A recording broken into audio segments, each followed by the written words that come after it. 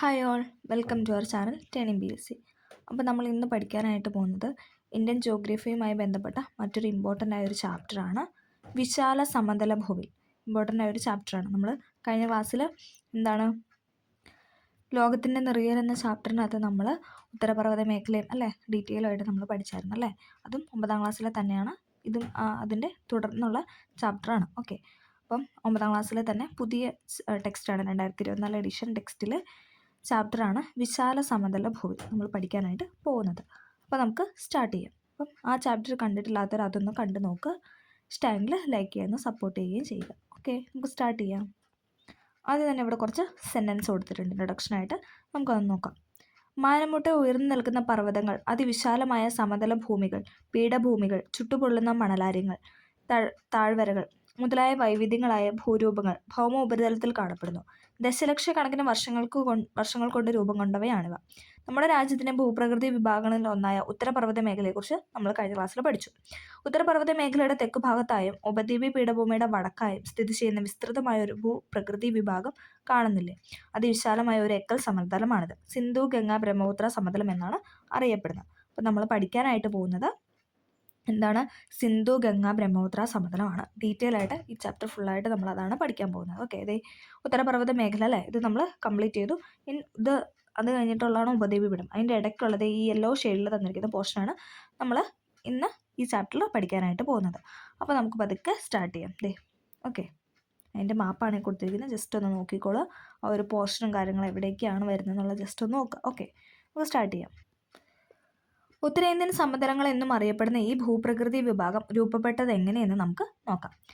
ഒഴുകുന്ന വെള്ളം, കാറ്റ്, ഹിമാനികൾ, തിരമാല തുടങ്ങി ഭൗമ ഉപരിതലത്തിൽ പ്രവർത്തിക്കുന്ന ബാഹ്യശക്തികളുടെ നിരന്തരമായ പ്രവർത്തന ഫലമായി ഭൗമ ഉപരിതലത്തിൽ വൈവിധ്യമാർന്ന ഭൂരൂപങ്ങൾ ഉണ്ടാകുന്നു. ആയതിനാൽ ഇവയെ ഭൂരൂപീകരണ സഹായികളെന്നും ഭൂരൂപീകരണത്തിനുണ്ടാകുന്നതിന് സഹായകരമായ പ്രക്രിയകളെ ഭൂരൂപീകരണ പ്രക്രിയകളെന്നും വിളിക്കുന്നു. ഭൗതികവും രാസികവും ജൈവികവുമായ പ്രക്രിയകളിലൂടെ ശിലകൾ പൊടിഞ്ഞുണ്ടാകുന്ന ശിലാവസ്തുക്കളെ ഈ ബാഹ്യശക്തികൾ ഒരിടത്തു നിന്നും മറ്റൊരിടത്തേക്ക് നീക്കിക്കൊണ്ടു പോവുകയും താഴ്ന്ന പ്രദേശങ്ങളിൽ നിക്ഷേപിക്കുകയും ചെയ്യുന്നു. ഈ പ്രക്രിയ നിക്ഷേപണം എന്നാണ് വിളിക്കുന്നത്. ഓക്കെ, ഒരു ഉയർന്ന പ്രദേശത്തുള്ള ഇളകിയ ശിലാപദാർത്ഥങ്ങളെ മഴവെള്ളം മറ്റൊരു പ്രദേശത്തേക്ക് നീക്കിക്കൊണ്ടുപോയി നിക്ഷേപിക്കുന്നത് എങ്ങനെയെന്ന് കണ്ടില്ലേ. ഇതാണ് ആ പിക്ചർ എന്ന് പറഞ്ഞാൽ. ഇത് മഴ പെയ്യുന്നു, ഇളകിയ വസ്തുക്കളല്ലേ, എന്തെങ്കിലും പൊട്ടിപ്പൊളിഞ്ഞൊക്കെ കിടക്കേണ്ട, അതൊക്കെ എന്താണ് മഴ അല്ലേ, അതിങ്ങനെ ഒഴുകി കൊണ്ടുപോകുന്നു. താഴ്ന്ന പ്രദേശങ്ങളിൽ എന്താണ് അല്ലേ, ഏറ്റവും താഴെ കിടക്കുന്ന പ്രദേശത്ത് കൊണ്ട് അത് നിക്ഷേപിക്കുന്നു. ഇവിടുത്തെ എക്കൽ എന്ന് പറഞ്ഞിട്ടൊരു ബോക്സ് കൊടുത്തിട്ടുണ്ട്.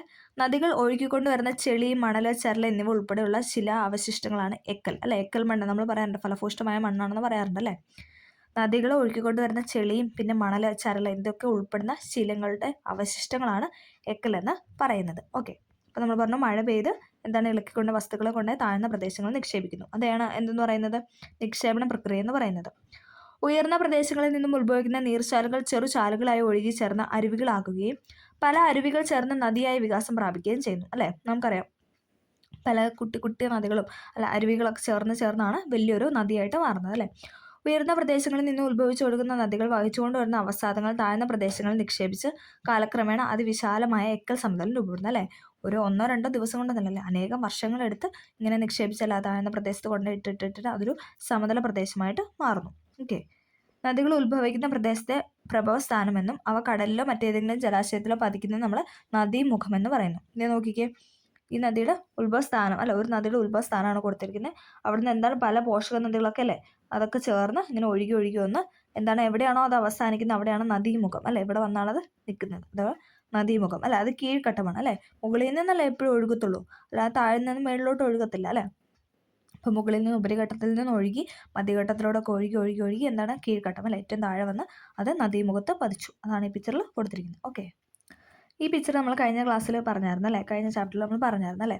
എന്താ, തെതീസ് നദിയായിട്ട് ഇങ്ങനെ ഹിമാലയം അല്ലേ, ആ നദി ഇങ്ങനെ ഇടുങ്ങി പൊങ്ങി വന്നല്ലേ. ഹിമാലയ രൂപീകരണത്തിന് ഫലമായി ഹിമാലയത്തിൻ്റെ തെക്കായി രൂപപ്പെട്ട അതിവിശാലമായ തടം അല്ലേ. യുറേഷ്യൻ ഫലവും ഇന്ത്യൻ ഫലവും കൂടെ കൂട്ടിമുട്ടി അല്ലേ തെതീസ് എന്ന് പറഞ്ഞ നദി മടങ്ങി നിവർന്ന് പൊങ്ങി വന്നതാണ് ഹിമാലയം. നമ്മൾ കഴിഞ്ഞ ക്ലാസ്സിൽ പറഞ്ഞായിരുന്നു അല്ലേ.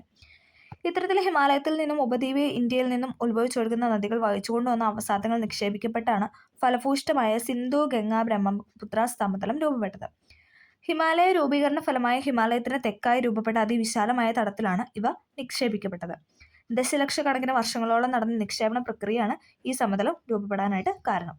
ഇവിടുത്തെ എക്കൽ നിക്ഷേപത്തിന്റെ കനം ഏകദേശം 1000 മീറ്റർ മുതൽ 2000 മീറ്റർ വരെയാണ്. ഒന്ന് ഓർത്ത് നോക്കി, അവിടെ ഇങ്ങനെയല്ലേ. അപ്പം പിന്നെ നമുക്കറിയാം എത്രയോ വർഷങ്ങളെടുത്തല്ല ആ ഒരു സമതലം രൂപപ്പെടാൻ വേണ്ടിയിട്ട്. അതിൻ്റെ കനമെന്ന് പറയുന്നത് 100 മീറ്റർ മുതൽ 2000 മീറ്റർ വരെയാണ്. സിന്ധു ഗംഗ ബ്രഹ്മപുത്ര സമതലത്തിന്റെ രൂപീകരണത്തെ സൂചിപ്പിക്കുന്ന രേഖാചിത്രമാണ് ഇവിടെ കൊടുത്തിരിക്കുന്നത്. നോക്കിക്കേ, ഇവിടെ കൊടുത്തിട്ടുണ്ട്. ഓക്കെ, ടിബറ്റൻ പീഠഭൂമി, തന്നെ ഹിമാദ്രി, ഹിമാചൽ, ശിവാലിക്, നമ്മളതൊക്കെ അല്ലെ ഉത്തരപർവ്വത മേഖല നമ്മളതൊക്കെ പറയാം. അത് കഴിഞ്ഞിട്ട് ഈ ഒരു പോർഷനാണ് എന്തെന്ന് പറഞ്ഞാൽ സിന്ധു ഗംഗ അല്ലേ, ആ ഒരു സമതലം പോലെ അല്ലേ, ചെറിയൊരു വേവ് പോലെ ആണെങ്കിലും പക്ഷെ എന്താ പറയുക ആ ഒരു അത്രയും അല്ലേ ഇത്രയും സ്ഥലമുണ്ടല്ലോ. അപ്പം അതെന്ന് പറഞ്ഞാൽ സിന്ധു ഗംഗ ബ്രഹ്മപുത്ര സമതലം എന്ന് പറയുന്നു. ഓക്കെ, സിന്ധു നദീമുഖം മുതൽ ഗംഗാ നദീമുഖം വരെ നമ്മൾ പറഞ്ഞു ഏറ്റവും ലാസ്റ്റ് അല്ലേ അത് വന്ന് നിൽക്കുന്ന ആ ഒരു അല്ലേ എവിടെ വന്നാണോ സ്റ്റോപ്പാണോ അവിടെയാണ് നദീമുഖം നമ്മൾ പറയുന്നത് അല്ലേ. സിന്ധു നദീമുഖം മുതൽ ഗംഗാ നദീമുഖം വരെ ഏകദേശം 3200 കിലോമീറ്റർ നീളത്തിൽ വ്യാപിച്ചു കിടക്കുന്ന ഈ സമതലം ലോകത്തിലെ തന്നെ ഏറ്റവും വലിയ എക്കൽ പ്രദേശമാണ്. ഏകദേശം 2400 കിലോമീറ്റർ നീളത്തിൽ ഈ സമതലം ഇന്ത്യയിൽ വ്യാപിച്ചിരിക്കുന്നു. കിഴക്ക് നിന്നും പടിഞ്ഞാറോട്ട് വിശാലമാകുന്ന ഈ സമതലത്തിന് ശരാശരി വീതി 150 കിലോമീറ്റർ മുതൽ 300 കിലോമീറ്റർ വരെയാണ്. ഈ സമതലത്തിന്റെ അതിരുകൾ വടക്ക് ശിവാലിക് പർവ്വതനിരകളും തെക്ക് ഉപദ്വീപ് പീഠഭൂമിയുടെ ക്രമരഹിതമായ വടക്കൻ അതിരുകളാണ്. അതായത് ശിവാലിക്കിന്റെ താഴെയായിട്ടും ഉപദ്വീപയുടെ മുകളിലായിട്ടും അല്ലെ അതിൻ്റെ ആ ഇടയ്ക്കാണ് സ്ഥിതി ചെയ്യുന്നത്. ഈ സമതലത്തിന്റെ വിസ്തീർണം ഏകദേശം 7 ലക്ഷം ചതുരശ്ര കിലോമീറ്റർ ആണ്. വളക്കൂറുള്ള മണ്ണ്, മതിയായ ജലലഭ്യത, അനുകൂല കാലാവസ്ഥ, പരന്ന ഭൂപ്രകൃതി എന്നീ സവിശേഷതകളാൽ ഈ പ്രദേശം കൃഷിക്കേറെ അനുയോജ്യമായ മേഖലയെ തീർന്നിരിക്കുന്നു അല്ലേ. നല്ല വളക്കൂറുള്ള മണ്ണുണ്ട്, അതുപോലെ തന്നെ നന്നായിട്ട് ജലം ലഭിക്കുന്നുണ്ട്, പിന്നെ കാലാവസ്ഥയും വലിയ കുഴപ്പമൊന്നുമില്ല അല്ല, അനുകൂലമാണ്, പിന്നെ നല്ല പരന്ന ഭൂപ്രകൃതിയാണ്. അതുകൊണ്ട് തന്നെ എന്താണ് കൃഷിക്ക് നല്ലൊരു സ്ഥലമായിട്ട് മാറി. ഭൂമിശാസ്ത്രപരമായ ഒരൊറ്റ ഭൂപ്രകൃതി വിഭാഗമായി ഇതിനെ പരിഗണിക്കാമെങ്കിലും നദീവ്യവസ്ഥ, നദികളുടെ ഒഴുക്കിൻ്റെ ദിശ, ഭൂപ്രകൃതിയുടെ സവിശേഷത എന്നിവയെ അടിസ്ഥാനമാക്കി അതിവിസ്തൃതമായ ഈ സമതലത്തെ 4 പ്രാദേശിക വിഭാഗങ്ങളായിട്ട് നമ്മൾ തിരിക്കാൻ പോവാണ്. നമുക്കതൊക്കെ ഒന്ന് നോക്കാം. ഇത് ഇവിടെ കൊടുത്തിട്ടുണ്ട്. ഓരോ നദികളും അവരുടെ പോഷക നദികളൊക്കെ ചേർന്ന് അല്ലേ എല്ലാം ഇവിടെ അടയാളപ്പെടുത്തിയിട്ടുണ്ട്. ഓക്കെ, ഇനി ഓരോ പ്രാദേശിക വിഭാഗങ്ങളുടെ സവിശേഷതയാണ് നമ്മൾ നോക്കാം. ആദ്യം തന്നെ നമ്മൾ രാജസ്ഥാൻ സമതലം, നമ്മൾ ഓരോ സമതലമായിട്ട് തിരിക്കാൻ പോവാണ്. അതിൽ ഫസ്റ്റ് പോയിന്റ് ആണ് ഇതെന്ന് പറയുന്നത് രാജസ്ഥാൻ സമതലം. താർ മരുഭൂമി ഉൾപ്പെടുന്ന രാജസ്ഥാൻ സമതലം ഉത്തരേന്ത്യൻ സമതലത്തിന്റെ പടിഞ്ഞാറേ അറ്റമാണ് അല്ലേ. നമ്മൾ പറഞ്ഞായിരുന്നു എന്താണ് ശിവാലിക്കിന്റെ താഴെയായിട്ടും അതേപോലെ തന്നെ ഉപദ്വീപ് പീഠഭൂമിയുടെ മുകളിലായിട്ട്. അപ്പോൾ ആ ഒരു നടുക്കത്തെ ആ ഒരു പോർഷൻ അല്ലേ, ജസ്റ്റ് നിങ്ങൾ ആ ഒരു പിക്ചർ മനസ്സിലൊന്ന് കാണുക, അല്ലെങ്കിൽ മാപ്പ് ഉണ്ടെങ്കിൽ നിങ്ങൾക്ക് കുറച്ചും കൂടെ അത് എളുപ്പമാവും. ഓക്കെ, അപ്പം നിങ്ങൾ ആ ഒരു ഏതാ പോർഷനൊക്കെ താർ മരുഭൂമി നമുക്കറിയാം രാജസ്ഥാനിലാണല്ലോ താർ, അപ്പോൾ അത് വെച്ചിട്ട് കണക്ട് ചെയ്യാം. താർ മരുഭൂമി ഉൾപ്പെടുന്ന രാജസ്ഥാൻ സമതലം ഉത്തരേന്ത്യൻ സമതലത്തിന് പടിഞ്ഞാറേ അറ്റമാണ്. താർ മരുഭൂമിയുടെ മുന്നിൽ 2 ഭാഗവും രാജസ്ഥാനിലാണ് സ്ഥിതി ചെയ്യുന്നത്. അതായത് താർ മരുഭൂമിയുടെ മൂന്നിൽ രണ്ട് ഭാഗം എന്താണ് രാജസ്ഥാനിലാണ്, ഏറ്റവും കൂടുതൽ രാജസ്ഥാനിലാണ്. ബാക്കി ഭാഗം ഹരിയാന, പഞ്ചാബ്, ഗുജറാത്ത്. അതായത് 3 പാർട്ടായിട്ട് നമ്മൾ താർ മരുഭൂമി തിരിച്ച് അതിൽ 2 ഭാഗവും രാജസ്ഥാനിലും ബാക്കി ആ ഒരു ഭാഗം എന്ന് പറയുന്നത് എവിടേക്കാണ് ഹരിയാന, പഞ്ചാബ്, ഗുജറാത്ത് എന്നീ അയൽ സംസ്ഥാനങ്ങളിലായിട്ട് വ്യാപിച്ചു കിടക്കുന്നു. യഥാർത്ഥ മരുഭൂമി മേഖല അഥവാ മരുസ്ഥലി എന്നും അർദ്ധ മരുഭൂമി മേഖല അർദ്ധവരണ്ട സമതലം അഥവാ രാജസ്ഥാൻ ഭാഗർ എന്നും താർ മരുഭൂമിയെ 2 പ്രധാന മേഖലകളാക്കി തരംതിരിക്കും. ഒന്നും കൂടെ പറയാം, എന്തൊക്കെയാണ് യഥാർത്ഥ മരുഭൂമി മേഖല അഥവാ മരുസ്ഥലി എന്നും അതേപോലെ തന്നെ അർദ്ധ മരുഭൂമി മേഖല അഥവാ രാജസ്ഥാൻ ഭാഗർ എന്നുമായിട്ട് നമ്മൾ ഈ താർ മരുഭൂമിയെ 2ആയിട്ട് തിരിക്കുന്നു. മരുസ്ഥലി എന്നും രാജസ്ഥാൻ ഭാഗർ അഥവാ അർദ്ധ മരുഭൂമി മേഖല എന്ന് 2 രീതിയിൽ നമ്മൾ തരംതിരിച്ചു. ഓക്കെ, താർ മരുഭൂമിയുടെ ഭൂമിശാസ്ത്രപരമായ സവിശേഷത തുടർന്നുള്ള ഭാഗങ്ങളിൽ പ്രതിപാദിച്ചിട്ടുണ്ട്. നമുക്കതൊക്കെ നോക്കാം. കാലികമായി മാത്രം നീരൊഴുക്കുള്ള ലൂണി ഈ സമതലത്തിലെ പ്രധാന നദിയാണ്. അതായത് ലൂണി നദി എന്ന് പറയുന്നത് ഈ ഒരു സമതലം അല്ലെ സിന്ധു ഗംഗ ബ്രഹ്മപുത്ര സമതലത്തിലെ പ്രധാന നദിയാണ്. രാജസ്ഥാനിൽ നിരവധി ഉപ്പ് തടാകങ്ങളുണ്ട്. സാമ്പർ, ദിദ്വാന, സർഗോൾ. ഇതിൽ സാമ്പർ ചോദിച്ചിട്ടുണ്ട്. നമ്മളത് കണക്ട് ചെയ്യുന്ന സാമ്പാറിന് നല്ല ഉപ്പാണല്ലേ, അത് വെച്ചിട്ടാണ് നമ്മളിങ്ങനെ കണക്ട് ചെയ്ത് പഠിക്കാറൊക്കെ ഉള്ളത്. കാരണം എന്താ വെച്ചാൽ അല്ലേ സാമ്പാറിൻ്റെ ഉപ്പ്, അപ്പം സാമ്പാറിന് കിട്ടി. പിന്നെ അതാണ് കൂടുതലും ചോദിച്ച് കണ്ടിട്ടുള്ളത്. ലവണ തടാകങ്ങളിൽ ഒന്നാണ് സാമ്പാർ എന്ന് പറയുന്നത്. ദിദ്വാന, സർഗോള എന്നിവ രാജസ്ഥാൻ സമതലത്തിലെ പ്രധാന ഉപ്പ് തടാകങ്ങളാണ്. ഓക്കെ, അപ്പോൾ അതിൽ സാമ്പാർ ഇമ്പോർട്ടൻ്റ് ആണ്. ഓക്കെ, അടുത്ത നമ്മളിപ്പം പറഞ്ഞ രാജസ്ഥാൻ സമതലമാണ്. രണ്ടാമത്തെയാണ് പഞ്ചാബ് ഹരിയാന സമതലം. രാജസ്ഥാൻ സമതലത്തിൻ്റെ പ്രധാന സവിശേഷതകളാണ് നമ്മൾ പറഞ്ഞത്. രാജസ്ഥാൻ സമതലത്തിൽ നിന്നും കിഴക്കോട്ട് അല്ലെ റൈറ്റ് സൈഡിലോട്ട് പോകുമ്പോൾ വടക്ക് കിഴക്കോട്ട് സഞ്ചരിച്ചാൽ ഉത്തരേന്ത്യൻ സമതലം ക്രമേണ ഫലഭൂഷ്ടമായ ഒരു സമതലമായിരുന്നു അല്ലേ. അവിടെ അങ്ങനെ വലിയ കാര്യമായിട്ടല്ല താർ മരുഭൂമി അല്ലെ മരുഭൂമിയാണ്. അവിടെ അങ്ങനെ വലിയ കൃഷി കാര്യങ്ങളൊന്നുമില്ല അല്ലേ. അവിടുത്തെ കാലാവസ്ഥ അല്ലെങ്കിൽ അവിടെ ജലലഭ്യത അതൊന്നും ഇല്ലാത്തതുകൊണ്ട് എന്താണ് അവിടെ അങ്ങനെ കൃഷി കാര്യങ്ങളൊന്നുമില്ല. അപ്പോൾ നമ്മൾ കിഴക്കോട്ട് പോകും തോറും എന്താണ് ആ സമതലത്തിന് മാറ്റം വരും. ഫലഭൂഷ്ടമായ സമതലമായി മാറുന്നത് നമുക്ക് കാണാനായിട്ട് സാധിക്കും. രാജസ്ഥാൻ സമതലത്തിൻ്റെ കിഴക്കും വടക്ക് കിഴക്കുമായി വ്യാപിച്ചിരിക്കുന്ന സമതലമാണ് പഞ്ചാബ് ഹരിയാന സമതലം അല്ലേ. രാജസ്ഥാൻ്റെ തൊട്ട് മേളിലുള്ള ഏകദേശം പഞ്ചാബൊക്കെ കാണുന്നത്. ഉത്തരേന്ത്യൻ സമതലത്തിൻ്റെ പടിഞ്ഞാറ് ഭാഗമാണിത്. യമുനാതീരം വരെ വ്യാപിച്ചിരിക്കുന്ന ഈ സമതലത്തിൻ്റെ കിഴക്കനതിര് യമുന നദിയാണ്. ഓക്കെ, അത് കണക്ട് ചെയ്ത് പഠിക്കാം. ഇന്ത്യയിലെ പഞ്ചാബ് ഹരിയാന ഹിമാചൽ പ്രദേശ് എന്നീ സംസ്ഥാനങ്ങളിലായി വ്യാപിച്ചിരിക്കുന്ന ഈ സമതലത്തിൻ്റെ വ്യാപ്തി ഏകദേശം 1.75 ലക്ഷം ചതുരശ്ര കിലോമീറ്ററാണ്.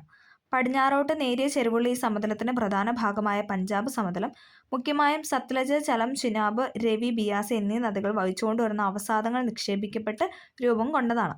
പഞ്ചാബ് 5 നദികളുടെ നാടെന്നും അറിയപ്പെടുന്നു അല്ലേ. 5 നദികളുടെ നാടെന്ന് അറിയപ്പെടുന്ന സ്റ്റേറ്റ് എന്നൊക്കെ ചോദിക്കാറുണ്ട്, പഞ്ചാബാണ്. പഞ്ചാബ് ഹരിയാന സമതലത്തെ 5 പ്രധാന ദോബുകളായിട്ട് തരംതിരിച്ചിരിക്കുന്നു. എന്താണ് ദോബുകൾ എന്നറിയാം. പരസ്പരം കൂടിച്ചേരുന്ന 2 നദികൾക്കിടയിലുള്ള കരഭാഗമാണ് ദോബ്. എന്താണ് പരസ്പരം കൂടിച്ചേരുന്ന 2 നദികൾ, അതായത് 2 നദി കൂടിച്ചേർന്ന് കഴിഞ്ഞാൽ അതിൻ്റെ ഇടയിലുള്ള ആ ഒരു കരയിലെ കരഭാഗമാണ് ഇതെന്ന് പറഞ്ഞാൽ ദോബുകൾ എന്ന് പറയുന്നത്.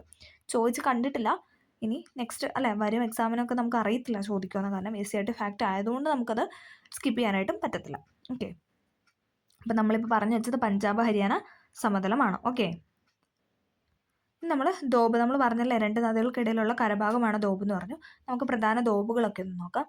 ബിസ്ത, ജലന്ധർ ദോബ് ബിയാസ്, സത്ലജ് എന്നീ നദികൾക്കിടയിൽ സ്ഥിതി ചെയ്യുന്നു. ബിയാസ്, സത്ലജ് നദികൾക്കിടയിൽ സ്ഥിതി ചെയ്യുന്നതാണ് ബിസ്ത്, ജലന്ധർ ദോബ്. അത് ബിയാസ്, സത്ലജ്. അപ്പോൾ നമുക്ക് ബിസ്ത് എന്നുള്ളൊരു കണക്ഷൻ കൊടുക്കാം. അടുത്താണ് ബാരി ദോബ്. ബിയാസ്, രവി അല്ലേ. ബാരി, രവിയുടെ രായും ഭാര്യയുടെ ബായൊക്കെ വെച്ചിട്ടൊന്ന് കണക്ട് ചെയ്യുക. ബാരി ദോബ് എന്ന് പറഞ്ഞു കഴിഞ്ഞാൽ 2 അക്ഷരം വെച്ചിട്ടൊക്കെ കണക്ട് ചെയ്താൽ മതി. എന്താണ് ബിയാസ്, രവി. അടുത്താണ് രചനാ ദോബ്. അത് നമുക്ക് രവി, ചിനാബ്. രാ ഫോർ രവി, ചാ ഫോർ ചിനാബ്. രചനാ ദോബ് എന്ന് പറഞ്ഞു കഴിഞ്ഞാൽ രവി, ചിനാബ്. ചാജ് ദോബ്. ചാ ഫോർ ചിനാബ് എന്ന് എടുക്കുക. പിന്നെ ചലം, ചലം നദി, അതൊരു ജായായിട്ടൊന്ന് കണക്ട് ചെയ്ത് പഠിക്കുക. പിന്നെ സിന്ധ് സാഗർ ദോബ്.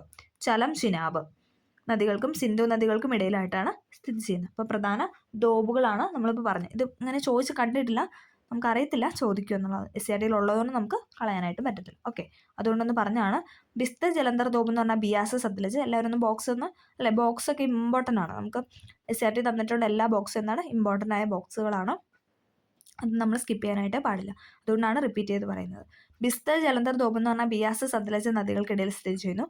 ബാരി ദോബ് എന്ന് പറഞ്ഞാൽ ബാരി, ബിയാസും രവിയും. ബാരി ദോബ്, ബാരി ബായും രായും വെച്ച് കണക്ട് ചെയ്യുക. ബിയാസ്, രവി. രചനാ ദോബ് രായും ചായും, രവിയും ചിനാബും. പിന്നെ ചാജ് എന്ന് പറയുമ്പോൾ നമ്മൾ ചലം എടുക്കണം, അതോടൊപ്പം ചിനാബും എടുക്കണം. പിന്നെ സിന്ധ് സാഗർ, ചലവും ചിനാബും എടുക്കണം. ഓക്കെ, അടുത്തതാണ് ഗംഗാ സമതലം. അപ്പോൾ നമ്മൾ എന്താണ് രാജസ്ഥാൻ സമതലം പറഞ്ഞു, അതായത് പഞ്ചാബ് ഹരിയാന സമതലം പറഞ്ഞു. ഇനി അടുത്താണ് നമ്മൾ പറയാൻ പോകുന്നത് ഗംഗാ സമതലം. പഞ്ചാബ് ഹരിയാന സമതലത്തിൻ്റെ കിഴക്കായി സ്ഥിതി ചെയ്യുന്ന സമതല വിഭാഗമാണ് ഗംഗാ സമതലം അല്ലേ. ഈ പിക്ചർ കൊടുത്തിട്ടുണ്ട്. കിഴക്കോട്ടും തെക്ക് കിഴക്കോട്ടാണ് അതിൻ്റെ ചെരുവെന്ന് പറയുന്നത്. ഓക്കെ, അടുത്തതാണ് ബ്രഹ്മപുത്ര സമതലം. ഇപ്പോൾ 4ാമത്തെ സമതലം അല്ലേ. രാജസ്ഥാൻ പറഞ്ഞു, പഞ്ചാബ് ഹരിയാന പറഞ്ഞു, ഗംഗാ സമതലം പറഞ്ഞു.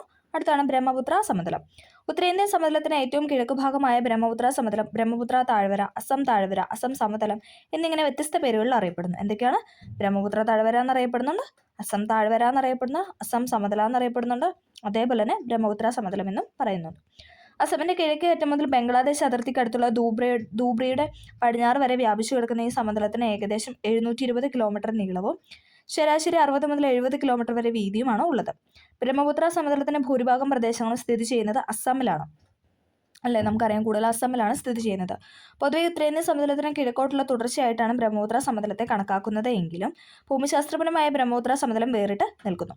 വടക്ക് കിഴക്കൻ ഹിമാലയവും കിഴക്ക് പത്കായി നാഗ കുന്നുകളും തെക്ക് ഗാരോ ഖാസി ജയന്തി കുന്നുകളും മിഗിർ കുന്നുകളും ചേർന്ന് ഈ സമതലത്തെ വേർതിരിച്ച് നിർത്തുന്നു. എന്തൊക്കെയാണ് ഇമ്പോർട്ടൻ്റ് ആണ്?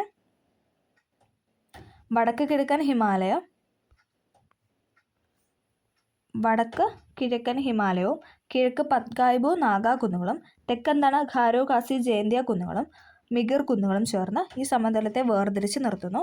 ബ്രഹ്മപുത്ര സമതലത്തിന് പടിഞ്ഞാറായി കീഴ് ഗംഗാ സമതലം സ്ഥിതി ചെയ്യുന്നു. ഓക്കെ, ഏകദേശം 56,275 ചതുരശ്ര കിലോമീറ്റർ വിസ്തൃതിയുള്ള ഈ സമതലം ബ്രഹ്മപുത്ര നദിയുടെയും അതിൻ്റെ പോഷക നദികളുടെയും നിക്ഷേപ പ്രക്രിയകളിലൂടെ രൂപപ്പെട്ടതാണ്. നമ്മൾ കഴിഞ്ഞ ക്ലാസ്സിൽ പറഞ്ഞായിരുന്നു ബ്രഹ്മപുത്രയുടെ പോഷക നദികൾ പഠിക്കണം എന്ന് പറഞ്ഞായിരുന്നു. ഏതൊക്കെയാണ്? ടീസ്റ്റ, മാനസ, ലോഹിത, ദിബാംഗ എന്നിവയാണ് ബ്രഹ്മപുത്രയുടെ പ്രധാന പോഷക നദികൾ. ഏതൊക്കെയാണ്? ടീസ്റ്റ, മാനസ, ലോഹിത, ദിബാംഗ. ടീസ്റ്റ, മാനസ, ലോഹിത, ദിബാംഗ എന്നതാണ് ഇതെന്ന് പറയുന്നത് ബ്രഹ്മപുത്രയുടെ പോഷക നദികൾ എന്ന് പറയുന്നത്. ഓക്കെ, ഈ സമതലം എക്കൽ വിശറികളാൽ സമ്പന്നമാണ്.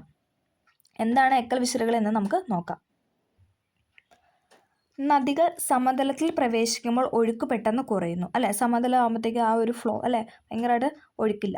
അപ്പോൾ അത് കുറയുമ്പോൾ അവ എന്താണ് അത് വഹിച്ചുകൊണ്ട് വരുന്ന അവസാദങ്ങളൊക്കെ ഒരു വിശറിയുടെ രൂപത്തിൽ എന്താണ് അവിടെ നിക്ഷേപിക്കപ്പെടുകയും ചെയ്യുന്നു. ഇങ്ങനെ രൂപപ്പെടുന്ന ഒരു ഭൂരൂപങ്ങളാണ് എക്കൽ വിശറി. ഇതേ നോക്കിക്കേ അല്ലേ, നദി ഇങ്ങനെ ഒഴുകി ഇങ്ങനെ വന്നു അല്ലേ, ആ ഒരു കുത്തിനുള്ള ഇറക്കത്തിൽ വന്നു. പക്ഷേ ഇവിടെ എത്തിയപ്പോൾ എന്താണ് സമതല പ്രദേശമായി. അപ്പോൾ അതെന്താണ് അവിടെ ഒരു വിശറി പോലെ ആ എക്കൽ അവിടെ നിക്ഷേപിക്കപ്പെട്ടു. ഓക്കെ, സമതല പ്രദേശങ്ങളിലൂടെ തുടർന്ന് ഒഴുകുന്ന നദികൾ പല ശാലുകളായി പിരിയുന്നു അല്ലേ. സമതലത്തിലാകുമ്പോൾ എന്താണ് അവർ പല വഴിക്കല്ലേ, എല്ലാം നിരപ്പായി കിടക്കുന്നതുകൊണ്ട് അവർ പല വഴിക്കിലോട്ട് ഒഴുകുന്നു. ഒഴുക്ക് തീരെ കുറയുമ്പോൾ വളഞ്ഞു പുളഞ്ഞു ഒഴുകുകയും പിന്നീട് അവ ഓക്സ്ബോ തടാകങ്ങൾ സൃഷ്ടിക്കുകയും ചെയ്യുന്നു. ഇത് നോക്കിക്കേ, ഓക്സ്ബോ തടാകങ്ങൾ സൃഷ്ടിക്കുകയും ചെയ്യുന്നു. ഇതുണ്ടോ, വളഞ്ഞു പുളഞ്ഞു ഒഴുകുന്നു. ദെൻ അവിടെ ഒരു അല്ല റൗണ്ട് ആയിട്ടുള്ള ഒരു രീതിയിൽ വരുന്നു. ഓക്കെ, നമുക്ക് നോക്കാം. നൽകിയിട്ടുള്ള ചിത്രം 2 ഇത് നിരീക്ഷിക്കാനാണ് പറഞ്ഞത്. അത് നോക്കിക്കേ അല്ലേ, ഇവിടെ തന്നിട്ടുണ്ട് ഓക്സ്ബോ തടാകങ്ങളുടെ രൂപീകരണം അല്ലേ. അത് ആദ്യം സമതലം ആയതുകൊണ്ട് അവിടെ നിന്ന് ഇങ്ങനെ വളഞ്ഞു വളഞ്ഞൊക്കെ ഒഴുകി പിന്നെ എന്താണ് അങ്ങനെ തന്നെ അങ്ങ് ഒഴുകുക അല്ലേ. ഓക്കെ, ക്ലിയർ ആയെന്ന് പ്രതീക്ഷിക്കുന്നു. ഇവിടെ തന്നിട്ടുണ്ട് ഓക്സ്ബോ തടാകങ്ങൾ തന്നിട്ടുണ്ട്. ഇത് കണ്ടോ, സമതലമാണ്. അവിടെ നോക്കിക്ക് ഇങ്ങനെ അല്ലേ പല പല പല പല വഴികളായിട്ട് അതിങ്ങനെ ഒഴുകുകയാണ്. ഓക്കെ, ഇവിടെ ഒരു ബോക്സ് തന്നിട്ടുണ്ട്, നമുക്ക് നോക്കാം. മിയാൻഡറുകളും ഓക്സ്ബോ തടാകങ്ങളും. നദി താരതമ്യേന ചെരിവ് കുറഞ്ഞതോ നേരിയ ചെരിവുള്ളതോ ആയ പ്രദേശങ്ങളിലൂടെ കടന്നു പോകുമ്പോൾ അവസാദ നിക്ഷേപങ്ങൾ നദിയുടെ ഒഴുക്കിനെ തടസ്സപ്പെടുത്തുന്നു. നമ്മൾ പറഞ്ഞു അവസാദങ്ങൾ എന്ന് പറഞ്ഞാൽ നദികൾ ഇങ്ങനെ ഒഴുകിക്കൊണ്ട് വരുന്നതാണെന്ന് പറഞ്ഞു. ലാസ്റ്റ് എന്താണ് ആ സമതല പ്രദേശത്ത് വരുമ്പോൾ എന്താണ് ഈ അവസാദങ്ങൾ അവിടെ കെട്ടി അല്ലേ അവിടെ അങ്ങ് പരന്നങ്ങ് കിടക്കും. അപ്പോൾ എന്താണ് നദിക്ക് ഒഴുകാനായിട്ട് സാധിക്കത്തില്ല. അതിൻ്റെ ഫലമായി നദി വളഞ്ഞു പൊളിഞ്ഞ് ഒഴുകി വലയങ്ങൾ അഥവാ മിയാൻഡറുകൾ സൃഷ്ടിക്കുന്നു. തുടർച്ചയായ അപരദന നിക്ഷേപണ പ്രക്രിയയുടെ മൂലം ഇത്തരം വലയങ്ങൾ കൂടുതൽ വളയുന്നു അല്ലേ. ഈ പിക്ചർ തന്നിട്ടുള്ള പോലെ പിന്നീട് ഒഴുക്ക് കൂടുമ്പോൾ നദി നേർഗതി സ്വീകരിക്കുകയും നിക്ഷേപണം മൂലം വളഞ്ഞൊഴുകിയ ഭാഗം നദിയുടെ പ്രധാന ഭാഗത്തു നിന്നും വേർപെട്ട് ഒറ്റപ്പെട്ട് തടാകമായി മാറുകയും. ഇതാണ് ഓക്സ്ബോ തടാകങ്ങൾ അല്ലേ. അത് ഇവിടെ തന്നിട്ടുണ്ട് എന്താ അല്ലേ, ആദ്യം അതിങ്ങനെ വളഞ്ഞൊക്കെ ഒഴുകി അത് അല്ലേ നദിയുടെ ഭാഗമായിട്ട് ഒഴുകി പിന്നെ എന്താണ് ആ ഒരു ഭാഗം വിട്ടുപോയി അല്ലേ. പിന്നെ വീണ്ടും നദികൾ ഒഴുകാൻ തുടങ്ങുമ്പോൾ എന്താണ് ആ ഒരു പോയിന്റ് പോയി അത് പിന്നെ തടാകമായിട്ട് മാറി. അതാണ് നമ്മൾ ഓക്സ്ബോ തടാകം എന്ന് പറയുന്നത്. ഓക്കെ, ക്ലിയർ ആയില്ലേ. നദികൾ ഇങ്ങനെ വളഞ്ഞു പൊളിഞ്ഞ് ഒഴുകുന്നതിനെ നദി മിയാൻഡറിങ് അല്ലെങ്കിൽ നദീ വലയങ്ങൾ എന്നാണ് അറിയപ്പെടുന്നത്. ഒരു നദീ മിയാൻഡറാണ് ചിത്രത്തിൽ നൽകിയിരിക്കുന്നത് അല്ലേ, നമ്മളിപ്പോൾ പറഞ്ഞു. ഭൂപ്രകൃതി സവിശേഷതകളുടെ അടിസ്ഥാനത്തിൽ ഉത്തരേന്ത്യൻ സമതലത്തെ വടക്ക് നിന്നും തെക്കോട്ട് 3 പ്രധാന മേഖലയായിട്ട് തരംതിരിച്ചിട്ടുണ്ട്. ഭാബർ, ടെറായി, എക്കൽ സമതലങ്ങൾ. ഇത് പഠിക്കാതെ എക്സാം എഴുതാനായിട്ട് പോകരുത്. കാരണം എല്ലാ എക്സാമിനും നമുക്ക് അതിനകത്ത് അവിടുത്തെ മണ്ണോ അല്ലെങ്കിൽ പുതിയ കാര്യങ്ങളൊക്കെ ചോദിക്കാറുണ്ട്. അപ്പോൾ നമുക്ക് അത് നോക്കാം. ഇമ്പോർട്ടൻ്റ് ആയ ടോപ്പിക്കാണ്, എല്ലാവരും പഠിക്കുക. ഭാബർ, ടെറായി, എക്കൽ സമതലം എന്നാണ് നമ്മൾ തരംതിരിച്ചിരിക്കുന്നത്. ഈ മേഖലകൾ ഓരോന്നിൻ്റെ സവിശേഷതയാണ് നമ്മൾ പറയാനായിട്ട് പോകുന്നത്. ശിവാലിക് പർവ്വതനിരയ്ക്ക് സമാന്തരമായി അതിൻ്റെ തെക്കുഭാഗത്ത് കാണുന്ന ഭാഗമാണ് ഭാബർ. അതായത് ശിവാലിക് നമ്മൾ പറഞ്ഞാൽ ഉത്തരപർവ്വത മേഖല ശിവാലിക്കിന് തൊട്ട് താഴെ അല്ല തെക്കുഭാഗം എന്ന് പറഞ്ഞാൽ താഴെയായിട്ട് കാണപ്പെടുന്ന സമാന്തരമായി കിടക്കുന്ന ഭാഗമാണ് ഭാബർ. ശിവാലിക് മലയടിവാരത്തിന് സമാന്തരമായി ചെരിവ് അവസാനിക്കുന്നിടത്തും ഏകദേശം 8 കിലോമീറ്റർ മുതൽ 10 കിലോമീറ്റർ വരെ വിസ്തൃതിയുള്ള ഇടുങ്ങിയ ഭൂഭാഗമാണിത്. പർവ്വതഭാഗത്തു നിന്നും വരുന്ന നദികൾ കൊണ്ടുവരുന്ന ഉരുളൻ കല്ലുകളും പാറകളും നിക്ഷേപിക്കപ്പെട്ടാണ് ഈ സമതല ഭാഗം രൂപപ്പെട്ടിട്ടുള്ളത്. ഈ ഉരുളൻ കല്ലുകളുടെയും പാറകളുടെയും അടിയിലൂടെ നദികൾ ഒഴുകുന്നതിന് നദികളുടെ ഭാഗങ്ങൾ ദൃശ്യമാകില്ല. ഇത് നോക്കിക്കേ, ഇവിടെ തന്നിട്ടുണ്ട്. ഇതാണ് തന്നിരിക്കുന്നത്. ഇതുണ്ടോ, അവിടെ മൊത്തം ഉരുളൻ കല്ലുകളാണെന്ന് പറഞ്ഞാൽ അതിനടിയിൽ കൂടെ ഒരു നദി പോകണ്ട, പക്ഷെ നമുക്ക് ആ നദീനെ കാണാനായിട്ട് സാധിക്കത്തില്ല. ഓക്കെ, അടുത്ത ഇവിടെ ഒരു ബോക്സ് കൊടുത്തിട്ടുണ്ട്. പ്രളയ സമതലങ്ങൾ നമുക്ക് നോക്കാം. പ്രളയ സമയത്ത് നദികൾ കരകവിഞ്ഞൊഴുകുമ്പോൾ അവ ഒഴുക്കിക്കൊണ്ടുവരുന്ന എക്കൽ ഇരു കരകളിൽ നിക്ഷേപിക്കപ്പെടുന്നു. സമതലങ്ങൾ രൂപം കൊള്ളുന്നു. ഇങ്ങനെ പ്രളയ സമയത്ത് എക്കൽ നിക്ഷേപിച്ച് രൂപപ്പെടുന്ന സമതലങ്ങളായതിനാൽ ഇവയെ പ്രളയ സമതലങ്ങൾ എന്ന് വിളിക്കുന്നു. കൃഷിക്കേറെ അനുയോജ്യമായ ഇത്തരം പ്രളയ സമതലങ്ങളിൽ ഒന്നാണ് ലോകപ്രശസ്തമായ പല നദീതട സംസ്കാരങ്ങളും ഉടലെടുത്തിട്ടുള്ളത്. ഓക്കെ, അപ്പോൾ നമ്മൾ പറഞ്ഞത് എന്താണ്, പ്രളയ സമതലമാണ്. ഭാബർ മേഖലയ്ക്ക് സമാന്തരമായ ഏകദേശം 10 കിലോമീറ്റർ മുതൽ 20 കിലോമീറ്റർ വരെ വീതിയിൽ കാണപ്പെടുന്ന വെള്ളക്കെട്ടുള്ള ചതുപ്പ് നിലമാണ് ടെറായി. പഠിക്കണേ, ഇമ്പോർട്ടൻ്റ് ആണ്. ഭാബർ മേഖലയ്ക്ക് സമാന്തരമായി ഏകദേശം 10 കിലോമീറ്റർ മുതൽ 20 കിലോമീറ്റർ വരെ വീതിയിൽ കാണപ്പെടുന്ന വെള്ളക്കെട്ട് നിറഞ്ഞ ചതുപ്പ് നിലങ്ങളാണ് ഇതെന്ന് പറഞ്ഞാൽ ടെറായ്. ഇവിടെ കൊടുത്തിട്ടുണ്ട്, അതുണ്ടോ, വെള്ളക്കെട്ട് നിറഞ്ഞ ചതുപ്പ് മേഖലയാണ് ടെറായ്. ഭാബർ മേഖലയിൽ അപ്രത്യക്ഷമാകുന്ന നദികൾ ഇവിടെ പുനർജനിക്കുന്നു. ടെറായ് മേഖലയിൽ സമ്പുഷ്ടമായ സ്വാഭാവിക സസ്യജാലങ്ങളും ധാരാളം ജീവിവർഗ്ഗങ്ങളും ഉണ്ട്. ടെറായ് മേഖലയ്ക്ക് തെക്കായി പുതിയതും പഴയതുമായ എക്കൽ നിക്ഷേപങ്ങളാൽ രൂപപ്പെട്ട സമതല ഭാഗമാണ് എക്കൽ സമതലങ്ങൾ. അപ്പോൾ നമ്മൾ പറഞ്ഞു ഭാബർ സമതലം എന്ന് പറഞ്ഞു, അതിനുശേഷം അതിനോട് സമാന്തരമായിട്ട് എന്താണ് ടെറായ് മേഖല ഉണ്ടെന്ന് പറഞ്ഞു. ഈ ടെറായിക്ക് തെക്കായിട്ട് എന്താണ് പുതിയ എക്കലൊക്കെ വന്നിട്ടില്ലേ, പുതിയ എക്കൽ നിക്ഷേപങ്ങളൊക്കെ വന്ന് രൂപപ്പെട്ടതാണ് എക്കൽ സമതലം എന്ന് പറയുന്നത്. പഴയ എക്കൽ നിക്ഷേപങ്ങളെ ഭംഗർ എന്നും പുതിയ എക്കൽ നിക്ഷേപങ്ങളെ ഖാദർ എന്നും പറയുന്നു. ഇത് ഇമ്പോർട്ടൻ്റ് ആണ്, PYQ പഠിക്കാതെ പോകരുത്. എക്കൽ നിക്ഷേപങ്ങളെ ഭംഗർ, പഴയതിനാണ് ഭംഗർ, പുതിയതിനാണ് ഖാദർ. അപ്പം ഇങ്ങനെ ഓർത്താൽ മതി. നല്ല അല്ലേ, ഖാദർ എന്നൊക്കെ പറഞ്ഞാൽ ഖാദർ ആ ഒരു പേര് വെച്ചോ, അല്ലെങ്കിൽ നല്ല ഖാദർ എന്നൊക്കെ പറയുമ്പോൾ ഒരു ഗാംഭീര്യം അല്ല, അങ്ങനെയൊക്കെ വെച്ചിട്ട് ഒന്ന് കണക്ട് ചെയ്യുക. ഭംഗർ എന്ന് പറഞ്ഞാൽ ഭംഗി കുറഞ്ഞു പോയി എന്നോർക്കുക. അപ്പോൾ പഴയതാണ് ഭംഗർ. ഖാദർ എന്ന് പറയുമ്പോൾ ഒരു ഇച്ചിരി കൂടെ ഒരു അല്ലേ ഒരു ഇതോടുകൂടി നമ്മൾ പറയണം. അപ്പോൾ ഖാദർ എന്ന് പറഞ്ഞാൽ പുതിയ എക്കൽ നിക്ഷേപങ്ങളാണ്. പുതിയ എക്കൽ നിക്ഷേപങ്ങളെ ഖാദർ എന്നും പഴയ എക്കൽ നിക്ഷേപങ്ങളെ ഭംഗർ എന്നും പറയുന്നു. ഓക്കെ, അത് പഠിക്കണേ. നിക്ഷേപണ ഭൂരൂപങ്ങളായ നദീജന്യ ദ്വീപുകളും മണൽ വരമ്പുകൾ, ഡെൽറ്റകൾ എന്നിവ ഈ മേഖലയിലെ സവിശേഷതകളാണ്. പിണഞ്ഞൊഴുകുന്ന അരുവികൾ, വലയങ്ങൾ, ഓക്സ്ബോ തടാകങ്ങൾ എന്നിവയും ഇവിടുത്തെ സവിശേഷതയാണ്. ഉത്തരേന്ത്യൻ സമതലത്തിൻ്റെ വശക്കാഴ്ച സൂചിപ്പിക്കുന്ന ഡയഗ്രമാണ് നൽകിയിട്ടുള്ളത്. നമുക്ക് നോക്കാം. ഇതെന്ന് പറയുന്നത് ഓക്കെ, ഹിമാലയം, ദെൻ ബാബർ നമ്മൾ പറഞ്ഞു. അവിടെ നിന്ന് സമാന്തരമായിട്ട് അല്ലേ തൊട്ടടുത്തായിട്ട് ടെറായ് കാണുന്നു. ടെറായിൽ നമ്മൾ പറഞ്ഞു പഴയ മേഖലയാണ് ഇതെന്ന് പറഞ്ഞാൽ ഭംഗർ അല്ലെ, പഴയ എക്കൽ നിക്ഷേപം. പുതിയതാണെങ്കിൽ ഏതാണ്, ഖാദറാണ്. ഓക്കെ, ഇനി അവിടെ കാണുന്നതാണ് നദി താഴ്വരകളൊക്കെ. ഉത്തരേന്ത്യൻ സമതലത്തിൻ്റെ വശക്കാഴ്ചയാണ് ഈ കൊടുത്തിരിക്കുന്നത്. നദീജന്യ ദ്വീപുകൾ, നീർച്ചാല്, തിട്ടകൾ, മണൽ വരമ്പുകൾ എന്ന് പറഞ്ഞിട്ട് ഇവിടെ ഒരു ബോക്സ് കൊടുത്തിട്ട് നമുക്ക് നോക്കാം. സമതലങ്ങളിൽ നദിയുടെ ഒഴുക്കും ആഴവും താരതമ്യേന വളരെ കുറവാണ് അല്ലെ. സമതല പ്രദേശത്ത് നമുക്കറിയാം വലിയ ആഴമൊന്നുമില്ല അല്ലെ. അതേപോലെ തന്നെ ഒഴുക്കും അല്ലെ വലിയ അല്ലെ, മുകളിൽ നിന്ന് താഴേക്ക് വരുമ്പോഴല്ലേ നല്ല രീതിയിൽ ഒഴുകത്തുള്ളൂ. ഓക്കെ, അതായതിനാൽ അവ ഒഴുക്കിക്കൊണ്ട് വരുന്ന അവസാദങ്ങൾ നദീശാലകളിൽ ദ്വീപുകളായും വശങ്ങളിൽ തിട്ടുകളായും നിക്ഷേപിക്കപ്പെടുന്നു. പൊടിമണൽ, മണൽ, ചരൽ എന്നിവ ഉൾപ്പെടുന്ന അവസാദങ്ങൾ നദീതടത്തിൽ നിക്ഷേപിക്കപ്പെട്ട് രൂപപ്പെടുന്ന രേഖീയ ഭൂരൂപങ്ങളാണ് മണൽ വരമ്പുകൾ എന്ന് പറയുന്നത്. അല്ലേ, നോക്കിക്കേ, ഇതാണ് ഇവിടെ മണൽ വരമ്പായിട്ട് അല്ലേ, മണലിൻ്റെ വരമ്പ് അല്ലെ, ഓരോരോ തിട്ടകളായിട്ട് രൂപപ്പെട്ടേക്കുന്നതാണ് ഇവിടെ പറഞ്ഞേക്കുന്നത്. ഓക്കെ, അടുത്ത ഇവിടെ ഒരു ഡെൽറ്റകൾ എന്ന് പറഞ്ഞിട്ട് ഇവിടെ ഒരു ബോക്സ് കൊടുത്തിട്ട് നമുക്ക് നോക്കാം. ഇമ്പോർട്ടൻ്റ് ആണ്, ചോദിച്ചിട്ടുണ്ട്. സമതലങ്ങളിലൂടെ ഒഴുകി നദീമുഖങ്ങളോട് അടുക്കുമ്പോൾ നദി വളരെ സാവധാനം ഒഴുകുന്നു. നദികൾ വഹിച്ചുകൊണ്ട് വരുന്ന അവസാദത്തിൻ്റെ അളവ് കൂടുതലായതിനാലും നദീജലം കൂടുതലായതിനാലും മിക്ക നദികളും ഈ പ്രദേശത്ത് കൈവഴികളായി പിരിഞ്ഞ് ഒഴുകുന്നത്. നോക്കിക്കോ അല്ലേ, വളഞ്ഞു അല്ലേ, ഓരോരോ അല്ലേ, ഒരു നദി തന്നെ എന്താണ് ഭയങ്കരമായിട്ടല്ലേ ഡിഫറൻസ് ആയിട്ട് ഇങ്ങനെ അല്ലേ, ഇങ്ങനെ ബ്രാഞ്ചസ് പോലെ ഒഴുകുകയാണ്. അപ്പോൾ നദികൾ ഒഴുകിക്കൊണ്ടുവരുന്ന അവസാദങ്ങൾ ഈ കൈവഴികൾക്കിടയിൽ നിക്ഷേപിക്കപ്പെട്ട ഏതാണ്ട് ത്രികോണാകൃതി ഭൂരൂപങ്ങൾ രൂപക്കൊള്ളുന്നു. ഇവയാണ് ഡെൽറ്റകൾ. ഗ്രീക്ക് അക്ഷരമാലയിലെ ഡെൽറ്റ, ത്രികോണം എന്ന അക്ഷരത്തിൻ്റെ ആകൃതിയോട് സാമ്യമുള്ളതുകൊണ്ടാണ് ഇവയ്ക്ക് ഈ പേര് നൽകിയിരിക്കുന്നത്. ഓക്കെ, ഉത്തരേന്ത്യൻ സമതലങ്ങളുടെ ഭൂപ്രകൃതി സവിശേഷതകളാണ് നമ്മളിപ്പോൾ പറഞ്ഞത് അല്ലേ. നമ്മൾ ഓരോ സമതലമായിട്ട് തരംതിരിച്ച് പറഞ്ഞു. നൈസർഗിക സസ്യജന്തുജാലങ്ങൾ, മണ്ണ്, കൃഷി വൈവിധ്യം, ജനജീവിതം എന്നിവ രൂപപ്പെടുത്തൽ ഒരു പ്രദേശത്തിൻ്റെ ഭൂപ്രകൃതി സവിശേഷതകൾ പോലെ തന്നെ നിർണായകമാണ് ആ പ്രദേശത്ത് അനുഭവപ്പെടുന്ന കാലാവസ്ഥ. ഉത്തരമഹാസമുദ്രത്തിലെ പ്രധാന കാലാവസ്ഥാ സവിശേഷതകളാണ് ഇനി നമ്മൾ പറയാനായിട്ട് പോകുന്നത്. നോക്കിക്കേ, ഇനിയിപ്പം കാലാവസ്ഥ എന്നൊരു ടോപ്പിക്കാണ് പറയുന്നത്. അതും കുറച്ചധികം പറയാനായിട്ടുണ്ട്. 9ാം ക്ലാസ്സിലായതുകൊണ്ട് തന്നെ എന്താണ് ചാപ്റ്റർ കുറച്ച് ലെങ്ത് ഉള്ളതാണ്, കുറേ പോയിന്റ്സ് അടങ്ങിയ ചാപ്റ്റേഴ്സാണ്. അപ്പോൾ അതുകൊണ്ട് നമ്മൾ എന്താണ് ഇതും എന്താണ് പാർട്ട് 1 പാർട്ട് 2 അങ്ങനെയാണ് ചെയ്യുന്നത് കേട്ടോ. കാരണം എന്താണെന്ന് വെച്ചാൽ വീഡിയോ നല്ല ലെങ്ത് ആയി പോകും. അപ്പോൾ നമുക്ക് പഠിക്കാനായിട്ട് കണ്ടൻറ്റ് കൂടുമ്പോൾ നമുക്കല്ലേ പഠിക്കാനായിട്ട് പാടായിട്ട് വരും. അപ്പോൾ രണ്ടായിട്ട് ഉള്ളപ്പോൾ എന്താണെന്ന് വെച്ചാൽ നിങ്ങൾക്ക് സൗകര്യം പോലെ അത് കേട്ട് പഠിക്കാനൊക്കെ സാധിക്കും. മാപ്പൊക്കെ വെച്ചിട്ട് പഠിക്കാനായിട്ട് ശ്രമിക്കാം. അപ്പോൾ നമുക്ക് ഈ ക്ലാസ് ഇവിടെ വൈൻഡപ്പ് ചെയ്യാം. ശേഷം തൊട്ടടുത്ത ക്ലാസ്സായിട്ട് പെട്ടെന്ന് തന്നെ വരുന്നതായിരിക്കും. ഓക്കെ, അപ്പം ക്ലാസ് ഇഷ്ടമായെങ്കിൽ തീർച്ചയായും ഒന്ന് ലൈക്ക് ചെയ്ത് സപ്പോർട്ട് ചെയ്യുക.